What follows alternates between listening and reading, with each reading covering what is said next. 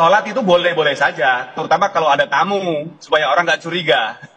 Tapi dalam doktrinnya sholat belum diwajibkan, karena Indonesia masih fase Mekah atau fase masa jahiliyah. Jadi Mas Ken, tahun berapa Anda di sana dan sampai tahun berapa?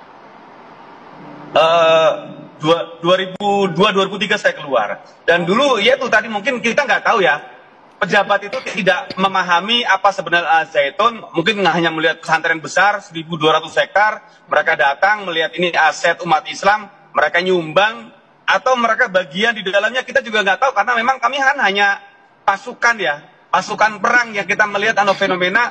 Dan dalam doktrin kami itu seluruh pejabat sudah dibaiat NI semuanya, sudah disumpah, sebentar lagi negara kita mau digulung diganti dengan negara Islam. Bahkan ketika saya keluar dulu kan presiden di Indonesia kan Bu Megawati datang ke Al-Zaitun, ini doktrinnya Ratu Balkis datang ke kerajaan Sulaiman.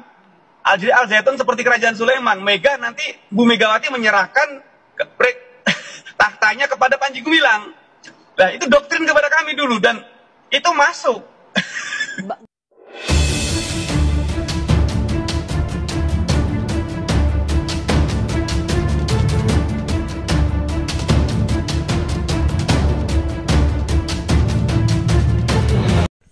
Assalamualaikum warahmatullahi wabarakatuh. Sahabat beriman, tidak habis-habisnya dari pihak banyak sekali yang menyatakan bahwasanya pondok pesantren Al-Zaitun itu adalah sesat. Dan kesempatan kali ini kita akan tampilkan sebuah statement yang sangat mengejutkan dari seorang yang dulunya pernah menjadi santri ataupun anak didik di pondok pesantren Al-Zaitun dan pernah direkrut menjadi anggota NII. Oke sahabat, mari kita simak statement dari mantan NII. Mas Ken, tahun berapa Anda di sana dan sampai tahun berapa? 2002-2003 saya keluar. Dan dulu ya itu tadi mungkin kita nggak tahu ya, pejabat itu tidak memahami apa sebenarnya Al-Zaitun, mungkin hanya melihat pesantren besar 1.200 hektar, mereka datang melihat ini aset umat Islam, mereka nyumbang atau mereka bagian di dalamnya, kita juga nggak tahu karena memang kami kan hanya pasukan ya, pasukan perang yang kita melihat fenomena. Dan dalam doktrin kami itu seluruh pejabat sudah dibaiat NII semuanya, sudah disumpah, sebentar lagi negara kita mau digulung diganti dengan negara Islam. Bahkan ketika saya keluar dulu kan presiden di Indonesia kan Bu Megawati datang ke Al-Zaitun, ini doktrinnya Ratu Balkis datang ke kerajaan Sulaiman. Al-Zaitun seperti kerajaan Sulaiman, Mega nanti Bu Megawati menyerahkan tahtanya kepada Panji Gumilang. Nah itu doktrin kepada kami dulu dan itu masuk. Pondok pesantren Al-Zaitun Indramayu disebut sebagai kerajaan Sulaiman. Sosok ini didoktrin sebagai Ratu Balkis. Tadi sudah disebut oleh Ken ya, Ken Setiawan, yang disebut atau yang didoktrin sebagai Ratu Balkis adalah Megawati. Sahabat, pondok pesantren Al-Zaitun Indramayu disebut sebagai kerajaan Nabi Sulaiman alaihissalam dan mantan Presiden Republik Indonesia Megawati Soekarno Putri didoktrin sebagai Ratu Balkis. Hal itu disampaikan oleh pendiri Negara Islam Indonesia NII Crisis Center Ken Setiawan ya, dikutip dari channel YouTube Harry Pras saat melakukan wawancara di salah satu televisi nasional Indonesia. Pada kesempatan tersebut, Ken Setiawan mengatakan bahwa Presiden RI Megawati Soekarno Putri datang ke pondok pesantren Al-Zaitun Indramayu dengan doktrin sebagai Ratu Balkis yang datang ke kerajaan Sulaiman. Sungguh sangat luar biasa doktrinnya ini. Al-Zaitun ini kan kerajaan Sulaiman, jadi di doktrin kami itu Bu Mega menyerahkan tahtanya kepada Panji Gumilang, begitu sebutnya. Menurut Ken Setiawan, apa yang dilakukan di pondok pesantren Al-Zaitun ini selalu dikaitkan dengan dalil-dalil agama dan membawa ayat-ayat dari kitab suci. Makanya pada saat masih bergabung dengan pondok pesantren Al-Zaitun Indramayu, dirinya sempat meyakininya. Awalnya sempat ragu, tapi ya karena mereka selalu menyebut dalil dan kitab suci, akhirnya percaya, begitu ungkapnya.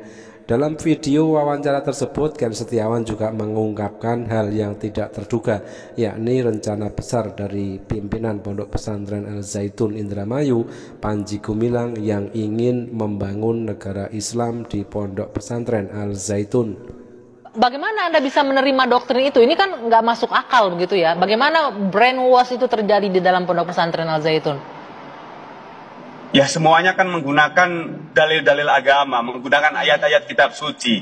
Awalnya nggak masuk akal memang, tapi ketika semuanya menggunakan konsep dialog, bahasa kita dulu namanya dangdutan atau istilahnya pengkondisian. Misalnya saya gambarkan begini, dalam perekrutan NI itu satu korban 5 perekrut.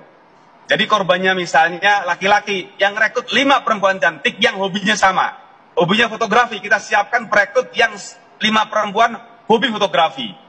Dan dialognya awalnya menggunakan pengkondisian tadi dengan hobinya korban, kesukaan korban. Saya gambarkan pengkondisian begini, ada satu orang menjual kucing Anggora, ketemu dengan 5 orang yang pengen beli, nggak punya dana. Disetting bahwa ini adalah anjing. Orang pertama bertanya yang mau beli, wih anjingnya bagus ya.